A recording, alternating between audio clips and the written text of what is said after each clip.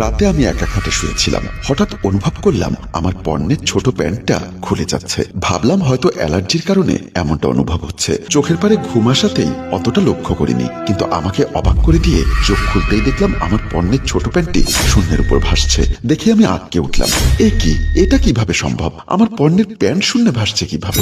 প্যান্টটি আমার চোখের সামনে ঝুলছে। আমি ভয়ে হাঁপাতে লাগলাম। সাথে সাথে একটা বিদঘুটে হাসির শব্দ শুনতে পেলাম। ভয়ে আমার গলা শুকিয়ে আসছে। আমি প্যান্টটি ধরতে চাইলাম, অমনি প্যান্টটি আমার সামনে থেকে দূরে সরে যাচ্ছে। ভয়ে আমি অজ্ঞান হয়ে পড়লাম।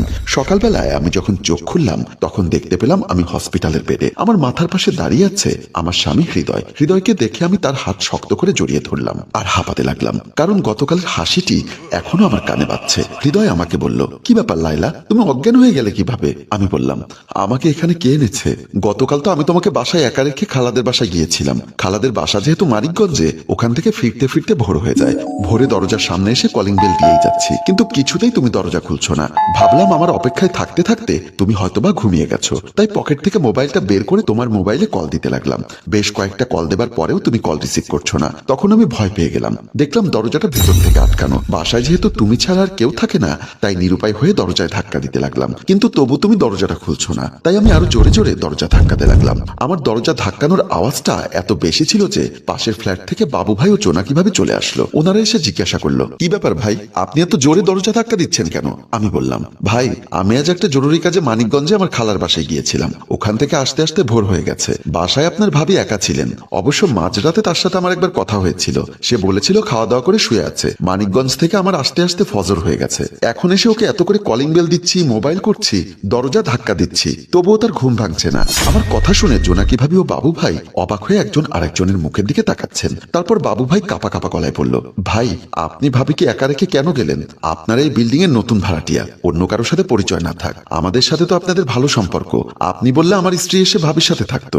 এভাবে ভাবিকে একা রুমে রেখে যাওয়াটা আপনার উচিত হয়নি। জোনাকি ভাবি বলল, এখন এত কথা বলার সময় নেই, তাড়াতাড়ি দরজা ভেঙে ভাবিকে উদ্ধার করুন। তারপর আমি আর পাশের ফ্ল্যাটের বাবু ভাই মিলে দরজা ভেঙে রুমে গিয়ে দেখি তুমি খাটের নিচে অজ্ঞান হয়ে পড়ে আছো। তোমাকে এই অবস্থায় দেখে জোনাকি ভাবি বলল, যা ভেবেছিলাম তাই, ভাবি ভয় পেয়ে অজ্ঞান হয়ে গেছে। তোমরা তাড়াতাড়ি ভাবিকে হসপিটালে নেবার ব্যবস্থা করো। তারপর আমি আর বাবু ভাই মিলে তোমাকে হসপিটালে নিয়ে আসলাম। কিছুক্ষণ আগে বাবু ভাই ও জোনাকি ভাবি হসপিটাল থেকে চলে গেল। এখন বলো তো, তুমি অজ্ঞান হয়ে গিয়েছিলে কেন? হৃদয়ের মুখে এমন কথা শুনে আমি গতকাল রাতের সমস্ত কথা তাকে খুলে বলতে লাগলাম। আমার সাথে ঘটে যাওয়া সব কথা শোনার পর হৃদয় কিছুটা চিন্তিত হয়ে গেল। তবু আমাকে বলল, দূর, ওসব এখন আছে নাকি? তুমি একটা শিক্ষিত মেয়ে, ভূত প্রেত কল্পকাহিনী তুমি বিশ্বাস করো? আমি তাকে বললাম, একটা সময় আমি বিশ্বাস করতাম না, কিন্তু গতকাল রাতে আমার সাথে ঘটার পরে আমি এখন বিশ্বাস করি। আই এম শিওর ওই ঘরে কোনো অশুভ শক্তি আছে। আমার মুখে এমন কথা শুনে হৃদয় বলল, আমার তো বিশ্বাস হয় না। আচ্ছা তুমি বলো তো, ওই বাসা যখন আমরা প্রথম ভাড়া নেই তখন বাসাটা কিরকম জীর্ণ শীর্ণ ছিল না? হ্যাঁ তা ছিল। বাড়িওয়ালা কি বলেছিল মনে আছে? হ্যাঁ, উনি বলেছিলেন এই বাসাটাতে ওনার বড় ভাই আর ভাবি থাকতো। ওনারা এখন আমেরিকা গেছে, তাই বাসাটা খালি পড়েছিল।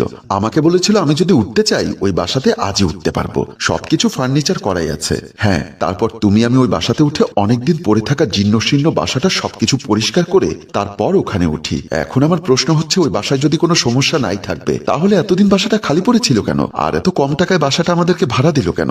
তোমার কথায় যুক্তি আছে, তবুও আমার বিশ্বাস হচ্ছে না। আচ্ছা, আমরা হসপিটাল থেকে রিলিজ হয়ে গেলে জোনাকি ভাবি আর বাবু ভাইয়ের কাছে জিজ্ঞাসা করলেই বুঝতে পারবো। বিকালে আমি আর হৃদয় হসপিটাল থেকে রিলিজ হয়ে যখন বাসায় গেলাম, তখন আমাদের বাসায় না ঢুকে জোনাকি ভাবি আর বাবু ভাইয়ের বাসায় ঢুকলাম। তখন জোনাকি ভাবি আর বাবু ভাই ড্রয়িং রুমে বসে চা খাচ্ছিলেন। আমাদেরকে দেখে জোনাকি ভাবি বলল, আসুন আসুন বসুন, এখন কেমন লাগছে? আমি বললাম, জি ভাবি, একটু ভালো লাগছে। জোনাকি ভাবি বলল, একটু চা খাবেন? চা করে দেই? হৃদয় বলল, না ভাবি, আমরা একটু আগেই চা নাস্তা করে এসেছি, একটি বিষয় জানার জন্য আপনাদের এখানে এসেছি। বাবু ভাই বলল, চা নাস্তা করতে করতেই কথা বলি। না ভাইজান, আমার একটা কথা জানার ছিল। জোনাকি ভাবি বলল, কি কথা? তারপর গতরাতে ঘটে যাওয়া সব কথা আমি বাবু ভাই এবং জোনাকি ভাবিকে বলতে লাগলাম। আমি যখন কথাগুলো বলছিলাম তখন ওনারা স্বামী স্ত্রী একে অপরের মুখের দিকে তাকাচ্ছিলেন, আর ওনাদের দেখতে কিছুটা ভয়ার্থ মনে হচ্ছিল। আমি একাধারে ঘটে যাওয়া সব কথা খুলে বললাম। আমার কথা শেষ হবার পর বাবু ভাই বলল, আপনি ঠিক ধরেছেন ভাবি, ওই ঘরে একটা অশুভ শক্তি আছে। ওনার মুখে এমন কথা শুনে আমি আর হৃদয় দুজনেই চমকে উঠলাম। আমি হৃদয়ের দিকে তাকালাম। হৃদয় আমার দিকে ইশারাতে শান্ত হয়ে সব শুনতে বলল। তবু আমি বাবু ভাইকে বললাম, ভাই ওই রুমের ঘটনাটা আমাদেরকে একটু খুলে বলুন তো, কেন ওখানে অশুভ শক্তি ভর করেছে? জোনাকি ভাবি বলল, এটা আমরা বাসায় আসার আগের ঘটনা। আমরা এই ফ্ল্যাটে ঢোকার পরে প্রায় সময় দেখতাম ওই ফ্ল্যাটে নতুন ভাড়াটিয়া উঠতো। কেউ 1 মাসের বেশি থাকতো না। প্রতি রাতেই ওখানে কোনো না কোনো ঘটনা ঘটতো। হৃদয় বলল, আমরা আমরা ওই রুমে ঘটে যাওয়া ঘটনাটা শুনতে চাচ্ছি, যে ঘটনার কারণে ওই রুমে অশুভ শক্তি ভর করেছে। বাবু ভাই বলল, তাহলে শুনুন সেই ঘটনা। ওই ঘরে থাকতো বাড়িওয়ালার আপন বড় ভাই এবং বড় ভাবি। দুজনেই ছিল নিঃসন্তান। ওনাদের বয়স প্রায় 70-এর কাছাকাছি। ওনাদের ঘরে দুজন কাজের লোক ছিল, একটা কাজের মেয়ে আর একটা কাজের ছেলে। কাজের মেয়ের বয়স ছিল 14 থেকে 15 বছরের, আর কাজের ছেলের বয়স ছিল 16 থেকে 17 বছরের। একদিন বাড়িওয়ালি ঘরে না থাকায় বাড়িওয়ালা বয়স্ক লোকটি বিছানার উপর থেকে ডাক দিয়ে বলল, রোশনি, এ রোশনি, কই গেলি? কাজের ছেলে ফাহিম এসে বলল, নানা, আমাকে ডেকেছেন? বুড়ো লোকটি ডেকেছিল কাজের মেয়ে রোশনিকে, এসেছে কাজের ছেলে ফাহিম। তাই উনি রেগে গিয়ে বলল, ওরে হারামজাদা, তুই কেন আসলি? আমি তো ডেকেছি রোশনিকে। রোশনি রান্নাঘরে কাজ করছে। তোর নানি কোথায়? তাকে দেখছি না কেন? নানি ওনার বান্ধবীর বাড়িতে বেড়াতে গেছে। তখন আপনি ঘুমিয়েছিলেন। আমাকে বলে গেছে আপনি ঘুম থেকে উঠলে যেন আপনাকে কথাটা বলি। আচ্ছা, তুই এখন রান্নাঘরে গিয়ে রোশনিকে বল 1 কাপ চা নিয়ে আসার জন্য। দেখিস চায়ের কাপ নিয়ে তুই আসিস না, রোশনিকে পাঠাস। বৃদ্ধ লোকটির কথা মতো কাজের ছেলে ফাহিম রান্নাঘরের দিকে গেল। কাজের ছেলে ফাহিম রান্নাঘরে গিয়ে দেখলো রোশনি রান্না বান্নার কাজে ব্যস্ত। ফাহিম রোশনিকে গিয়ে বলল, বুইরারে 1 কাপ চা দিয়ে আসতে বলছে। বলেছিলাম আমি নিয়ে যাব।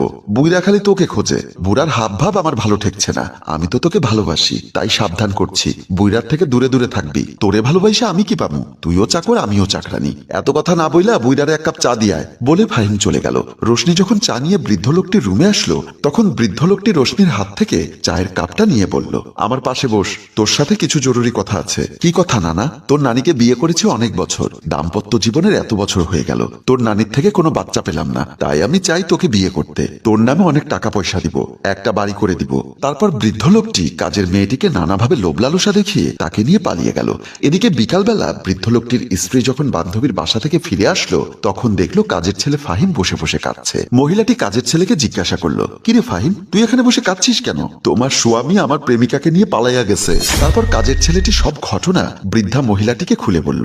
সব ঘটনা শোনার পর বৃদ্ধা মহিলাটি সিদ্ধান্ত নিল, স্বামী যদি 70 বছর বয়সে 16 বছরের মেয়ে নিয়ে পালাতে পারে, তাহলে সে কেন 60 বছর বয়সে 17 বছরের ছেলেকে বিয়ে করতে পারবে না। উনি তাৎক্ষণিক সিদ্ধান্ত নিল কাজের ছেলে ফাহিমকে বিয়ে করবে। শোন, তোকে আমি বিয়ে করব। বৃদ্ধ মহিলাটির মুখে এমন কথা শুনে কাজের ছেলে ফাহিম কেঁদে দিল। আপনি আমার নানির চাইতে বয়সে বড়, আপনাকে কিভাবে আমি বিয়ে করব? আমার জায়গা সম্পত্তি যা আছে সব তোর নামে লিখে দিব, তবুও আমি তোর সাথে 1 রাত বাসর করব। যেমন কথা তেমন কাজ। বর্ষা জিয়ে কাজের ছেলে ফাহিমকে বাসর ঘরে বসিয়ে রেখে বৃদ্ধা মহিলাটি বাসর ঘরের সামনে মনের সুখে নেচে নেচে গাইল, আহা কি আনন্দ আকাশে বাতাসে, আহা কি আনন্দ আকাশে বাতাসে। গান গাওয়া শেষ করে খাটের উপর উঠে বলল, চল এবার আমরা বাসর শুরু করি। বলেই যখন ফাহিমকে ধরতে চাইল, তখনই ফাহিম বৃদ্ধা মহিলাটির ভয়ে স্ট্রোক করে মারা গেল। আর সেই কাজের ছেলে ফাহিম এখন প্রেতাত্মা হয়ে ওই রুমে যে ঘুমায় তার প্যান্ট খুলে ফেলে। বাবু ভাইয়ের মুখে কথাগুলো শুনে আমরা দুজন একজন আরেকজনের দিকে তাকাচ্ছিলাম। তারপর বাবু ভাইকে জিজ্ঞাসা করলাম, বৃদ্ধ লোকটি না হয় কাজের মেয়েকে নিয়ে পালিয়েছে, কিন্তু বৃদ্ধা মহিলাটি এখন কোথায়? জোনাকি ভাবি বলল, সেদিনের পর থেকে ফাহিম ছেলেটা নাকি প্রেতাত্মা হয়ে বৃদ্ধা মহিলাটির লজ্জা স্থানে লাঠি দিয়ে পেটায়। তাই উনি এখন ওই রুমে থাকে না, উনি চলে গেছে ওনার ভাইয়ের বাসায়। হৃদয় বলল, আজকের রাতটা আপনাদের বাসায় থাকবো, কাল সকালে উঠে আমরাও চলে যাব। হ্যালো ভিউয়ার্স, আমাদের এই গল্পটি ছিল কাল্পনিক, বিনোদনের উদ্দেশ্যে আপনাদের জন্য তৈরি করা। গল্পটি কেমন লেগেছে তা অবশ্যই কমেন্ট করে জানাতে ভুলবেন না। ভালো লাগলে